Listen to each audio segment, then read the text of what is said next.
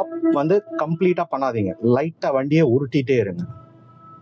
ஏன்னா sudden brake அடித்து stop பண்ணும்போது பின்னாடி வர வண்டி நம்மளை இடிக்கிறதுக்கு நிறைய சான்சஸ் இருக்கு. அதனால எப்பவுமே பிரேக்ல ஸ்மூத்தா கால வைங்க.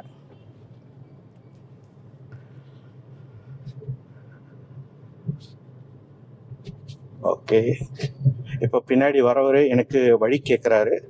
நீங்கள் ரைட் சைடில் தான் வழி கொடுக்கணும். அவர் லெஃப்ட் வந்துட்டாருன்னா நோ ப்ராப்ளம், நீங்கள் ஸ்லோ மட்டும் பண்ணிவிடுங்க. ஜஸ்ட் ஆக்சிலேட்டர்லேருந்து கால் எடுத்துருங்க. இங்கே கிளச், ஏன்னா ரொம்ப லோ ஸ்பீடு, இந்த அளவுக்கு கேப் தெரிகிற வரைக்குமே மெயின்டைன் பண்ணுங்க. இப்போ நான் ஃபர்ஸ்ட் கியர் போட்டுட்டேன். செகண்ட்,